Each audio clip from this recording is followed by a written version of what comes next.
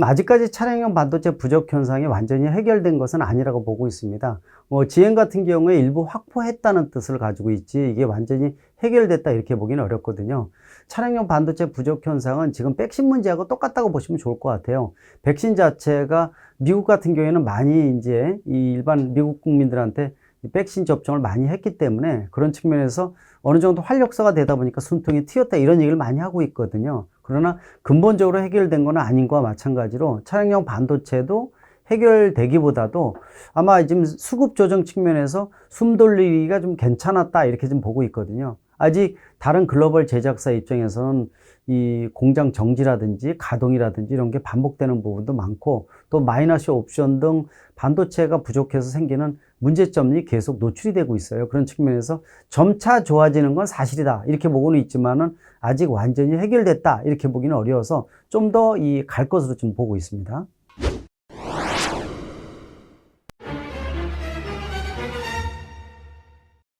차질을 빚을 수밖에 없다고 보고 있습니다. 미국 같은 데는 차량용 반도체 부족 현상, 또 철강 등 이 원자재 값이 많이 올라가고 있어요. 이런 효과 때문에 일반적으로 미국에서는 평균 차량 가격이 36,000달러 좀 넘는 평균치인데 작년 같은 기간 대비해서 약 7% 정도 이미 올라갔습니다. 신차 가격이. 또 중고차까지도 영향을 주면서 미국의 중고차 가격이 15% 이상 상승했다고 볼 수가 있어요. 국내에서도 중고차 시장에 벌써 영향을 주기 시작을 했거든요. 신차도 마찬가지라 볼 수가 있습니다. 그래서 그 연쇄 효과가 좀 나타나고 있어서 특히 신차 출시를 발표했음에도 불구하고 소비자한테 차량을 전달하지 못하는 부분들이 더 길어지고 있다는 겁니다. 이미 전기차 전용 플랫폼을 통해서 나온 이 아이오닉 5나 EV6 같은 경우에는 이미 예약거가 4만 명, 2만 명 이렇게 각각 받을 정도로 인기를 많이 끌고 있음에도 불구하고 아이오닉 5 같은 경우에는 이제 2,000명 넘었다 이렇게 얘기할 정도거든요. EV6 같은 데는 아직 소비자한테 전달되지 못하고 있습니다. 근데 차량용 반도체 부족으로 이 기간이 더 딜레이 되면서 늦춰지고 있다는 거죠. 이런 측면에서 보게 되면은 이 국내 현대차 그룹을 비롯한 글로벌 자동차 제작사들의 어떤 이 차량 출시에 대한 것들은 늦어질 수밖에 없고요. 그러다 보니까 요새는 소비자들한테 신차가 나오게 되면은 안 팔리게 되면은 할인이라든지 각종 인센티브 정책을 폈는데요. 지금 신차에 대한 인센티브 정책이 하나도 없습니다. 아예 차가 씨가 마르다 보니까 나오는 수요, 공급되는 대로 수요가 그냥 바로 다 잡아가기 때문에 그런 측면에서 아직까지 차량용 반도체 부족 현상으로 자동차의 어떤 출시에 대한 것들은 늦어질 수밖에 없고 아직까지는 완전 해결 국면은 아니다 이렇게 볼 수가 있습니다.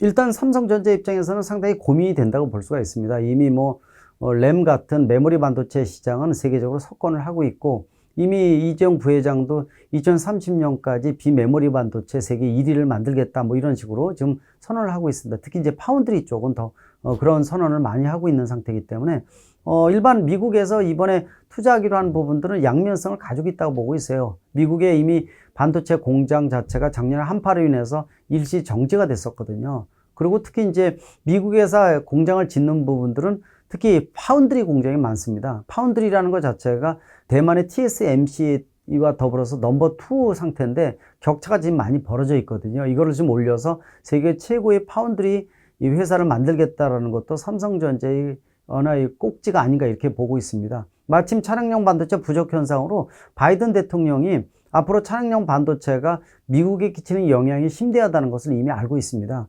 물론 가을까지 갈 가능성이 상당히 높다 이렇게 좀 보고 있어서 수급 조정을 하겠지만은 그 이후에도 차량용 반도체 부족 현상이 반복되지 말라는 법이 없기 때문에 이미 차량용 반도체는 수익률도 떨어지고 난이도가 그렇게 하이테크는 아니다 하더라도 이미 전략물자로 바뀌었다는 겁니다. 따라서 미국 내에서 주요 핵심 차량용 반도체는 자국에서 만드는 자국 우선주의 바이 아메리카를 선언을 이미 했기 때문에 그런 측면에서 이 삼성전자의 미국 투자에 대한 부분들은 아마 증설을 통해서 파운드리 공장을 늘려서 이 차량용 반도체를 비롯한 비메모리 반도체의 생산을 아마 급격히 늘릴 것으로 좀 보고 있습니다. 방법에 있어서는 상당히 지금 고민거리가 많겠죠. 차량용 반도체가 워낙 이 장벽이 높아서 배타적인 부분들도 많고 또 공정은 길면서 안전성, 내구성 요구를 하고 영업이익률을 떨어지거든요. 그 영업이익률 떨어지는 부분들은 미국 정부에서 보상하기로 이미 얘기가 돼 있기 때문에 어떤 방법이 좋을까라고 생각을 하고 있는 건데, 얼마 전에 나왔던 네덜란드의 NXP 인수에 대한 것들도 그래서 나온 얘기가 아닌가 이렇게 보고 있습니다. 이미 NXP 하게 되면은 넘버 1, 넘버 2 정도의 12, 13% 점유율을 갖고 있는 세계적인 이 차량용 반도체 회사이기 때문에, 특히 미국의 공장을 2개를 운영하고 있다는 거. 그래서 NXP를 인수하게 되면은 차량용 반도체 넘버 1을 바로 가질 수 있는 인수합병의 결과가 나올 수가 있고, 또 바이든 대통령한테 미국에 투자한다는 명목도 세울 수 있는 부분들이 있기 때문에 두 마리의 토끼를 한 번에 잡을 수 있는 굉장히 중요한 사안이라고 보고 있어서 삼성전자의 미국 투자에 대한 것들은 앞으로 좀 고민이 된다. 그러나 차량용 반도체 같은 비메모리 반도체 주력 그 투자라는 거, 이거는 확실하다고 말씀드릴 수가 있습니다.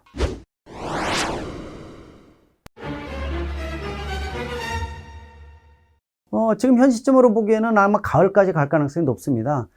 지금 어느 정도 숨통이 튀었다라는 것은 확보가 어느 정도 좀 가능했다 이런 뜻이지, 세계적으로 부족 현상이 없어졌다는 뜻은 아니라고 보시면 좋을 것 같아요. 그런 측면에서 국내 현대차 그룹을 비롯해서 글로벌 자동차 제작사가 마찬가지라고 보고 있습니다. 아마 그래서 일부 생산 중단, 반복, 생산 중지와 더불어서 또 인기 없는 차종에 대한 부분들은 좀 차량용 반도체를 좀 부족하게 만든다든지, 주로 인기 있는 모델 투입을 통해서 활성화시키는 부분들이 아마 진행될 것으로 보고 있기 때문에 가을까지는 간다. 그러나 이런 문제가 완전히 해소되기보다도 반복될 가능성이 있기 때문에 차량용 반도체는 전략 물자로 바뀔 것이다. 이렇게 예상을 할 수가 있습니다.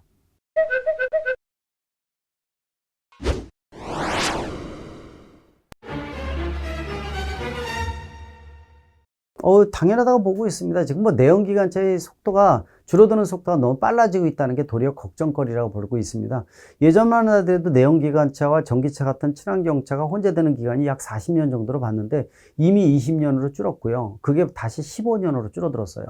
2035년, 30년, 35년 정도 되면은 아마 주력 산업이 전기차로 바뀐다 이렇게 보시면 됩니다.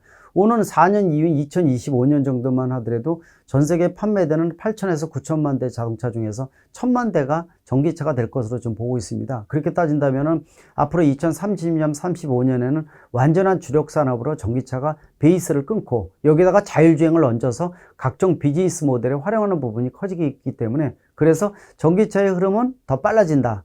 더 공격적이고 기하급수적으로 증가한다. 그러나 너무 빨리 진전되기 때문에 기존의 내연기관차의 시스템, 산업 생태계를 해칠 가능성이 상당히 높다는 거. 그래서 경착륙되는 데에 대한 경계심을 말씀드릴 수가 있습니다. 좀 더 업종 전환이나 전환 교육을 통해서 미리 일자리 창출을 변화시킨다든지, 미래 먹거리 확보를 위해서 좀 더 융합적인 어떤 공격적인 전향적인 생각을 좀 가져야 되는 거. 그러면서도 정부의 법적인 부분들을 규제 일변도에서 네거티브 정책으로 바꾸는 이런 여러 가지 노력이 병행돼야 된다고 보고 있습니다.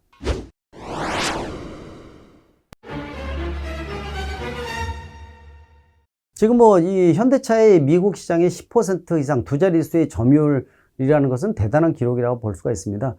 미국 하게 되면은 전 세계 자동차 시장의 중심점이고, 규모도 이 중국 다음으로 넘버 2고, 또 표준과 모든 것의 시작점이 미국이라고 보시면 됩니다. 미국을 공략을 해서 성공을 해야지 전 세계적으로 공략에 성공할 수 있다는 측면에서 두 자릿수가 10년 만에 이루어진 것은 그만큼 이 현대차 그룹의 대중 브랜드에 대한 이미지가 상당히 커졌다 이렇게 볼 수가 있고, 특히 제네시스 같은 모델은 작년 대비해서 3배 이상 판매가 증대가 돼서 수익률 증가에도 상당히 지금 기여를 많이 했다는 겁니다. 다시 말씀드리면은 대중차부터 프리미엄차에 이르기까지 글로벌 수준으로 완전히 올라갔다는 그 반증이 미국 사람들한테 인기리에 판매가 되고 있다라는 측면에서 앞으로 더 자신감이 있다 이렇게 볼 수가 있고, 예전에 10년 전만 하더라도 환율 문제 등의 여분 이런 효과도 상당히 컸었어요. 그러나 이번에는 환율 효과는 전혀 없거든요. 그럼에도 10% 이상 달성했다는 얘기는 품질 측면에서 어느 정도 가성비가 최고라는 이런 이유도 있고요. 또 이 중에서 꼭 내연기관차가 아니라 앞으로 전기차가 더 많아질 것으로 보고 있습니다. 만약에 전기차를 아이오닉5나 EV6 또 후반에 나오는 제네시스 전기차 이런 모델들을 집중적으로 미국에 투입한다면 세계 최고 수준의 전기차가 공급됨으로 인해서 아마 내연기관차 인기보다 훨씬 더 높아질 가능성이 높습니다. 따라서 10%가 아니라 15% 이상도 점유율을 가질 수 있는 게 바로 전기차라는 측면이라는 거죠. 그래서 여기다가 얼마큼 자율주행 기능을 넣느냐가 또 가성비를 최고로 만드는 가장 중요한 요소이기 때문에 현대차 입장에서도 앞으로 전기차를 좀 더 점유율을 높이는 작업을 필 것으로 보고 있는데 15% 이상 충분히 가능하지 않나 이렇게 예상할 수가 있습니다.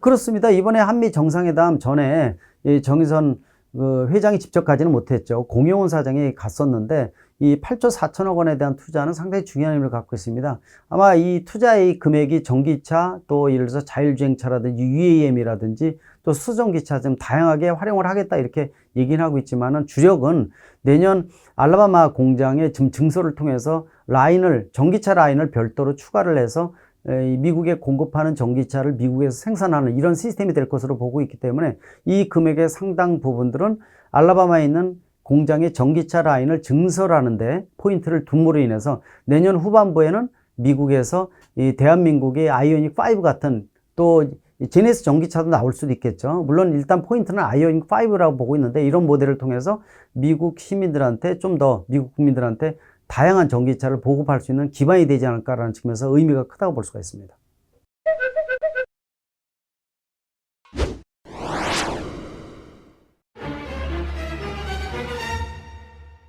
일단 CATL이 굉장히 강하게 나오고 있다는 겁니다. 그러니까 이 국내 3사가 못하기보다도 CATL이 더 잘한다 이렇게 볼 수가 있어요. CATL 하게 되면은 세계 1위의 이 배터리 제조회사다 이렇게 보시면 좋을 것 같습니다. 물론 이러한 실적에는 대부분들 글로벌 시장에서 인정을 안 했던 이유 중에 한 가지가 중국 시장이 전체 전 세계 전기차 시장의 약 40%를 차지하거든요.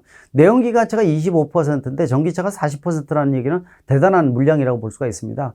이런 시장을 바탕으로 해서 중국 정부에서 CATL 배터리 보조금이라든지 이런 것들을 외국 배터리에 비해서 차별적으로 지원을 해줬어요. 그러다 보니까 점유율이 올라갈 수밖에 없었고 거의 대부분을 CATL 배터리로 중국 시장을 섭렵을 했다는 겁니다. 그러나 글로벌 시장에서는 아직 수준도 떨어지고 인정을 하지만 안 해지기 시작을 했죠. 그러나 최근의 실적을 보게 되면은 CATL이 중국 자국뿐만이 아니라 유럽이나 미국, 대한민국 등 여러 지역에 본격적으로 진출하고 있고 그 효과가 나오기 시작을 했다는 겁니다. 그런 부분들이 실적 반영에 또 점유율에 큰 영향을 주고 있다고 볼 수가 있고요. 아마 이 한국에서도 이 현대차 그룹이 앞으로 차차기 아마 아이오닉 시리즈 쪽의 일부분 3차분에 대해서 CATL 배터리를 선정을 했거든요. 그만큼 수준도 많이 올라와 있고 가성비도 좋다. 그리고 글로벌 시장에 공략할 수 있는 수준까지 많이 올라왔다는 하나의 반증이니까 대한민국의 배터리 3사가 좀 더 노력해야 되는 부분이 이 부분이 아닌가 이렇게 보고 있습니다.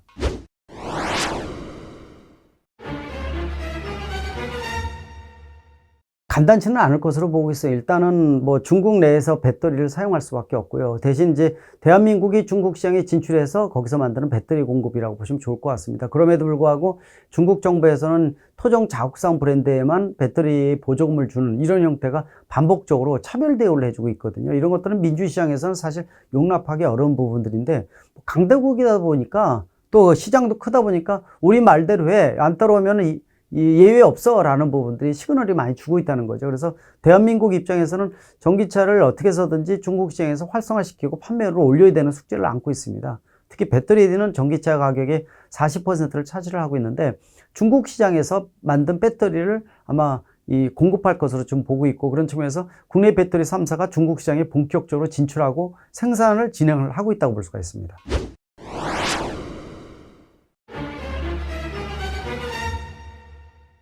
그렇습니다. 실질적으로 중국에다가 공장을 세울 때 일방적으로 투자하는 게 아니라 중국의 어떤 큰 그룹과 공동 투자를 통해서 지분 자체를 중국 정부가 중국 회사가 갖고 있는 이런 그림을 만들어주는 것이 보조금을 받기 위한 가장 중요한 수단이라고 볼 수가 있습니다. 그런 측면에서 좀 더 합작 형태 특히 중국 기반의 합작 형태의 배터리 회사가 중국 시장에 훨씬 더 많아지는 이런 계기가 되리라 보고 있고 중국 정부에서도 이런 부분들은 보조금을 지급한다고 볼 수가 있으니까 결국은 현지화 전략이라고 보시면 될 것 같아요. 세계적인 흐름입니다.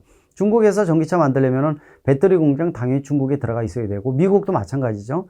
미국에서 전기차를 만들려면 배터리를 미국에서 만든 배터리를 가지고 50% 이상 이 전기차용 부품을 사용을 해야지만 인정을 받을 수가 있기 때문에 아마 이런 흐름은 전 세계적인 공통된 분모라는 측면에서 더 활력소가 될 것으로 예상을 하고 있습니다.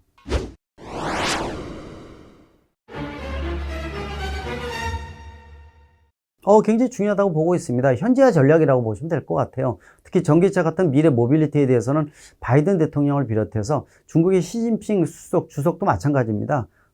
유럽도 마찬가지로 EU가 함께 움직이는 부분들이 많아지고 있거든요. 차량용 반도체 내재화, 또 배터리도 내재화를 통해서 자국에서 우선적으로 만들어서 자국 우선주의가 강조되고 있다는 거. 그런 측면에서 대한민국 입장에서는 국내에서 만들어서 전 세계에 공략을 했었는데 이 부분이 주춤거릴 수밖에 없다는 거죠. 따라서 앞으로는 국내 공장은 고부가 가치 연구개발부터 고부가 가치 부품을 주로 생산해서 공급하거나 이런 주축의 어떤 패러다임을 바꿀 수 있는 이런 개념이 지금 필요한 시점이라고 보고 있어서 자국 우선주의는 점차 강화되고 대한민국의 입장에서는 이 해외 시장의 세계 경제를 이 모티브 삼아서 점유율을 올려야 되는데 아마 이 난제가 더 많아질 것으로 예상을 하고 있어서 고민거리는 더 많아지고 있는 상황이 지금이라고 볼 수가 있습니다.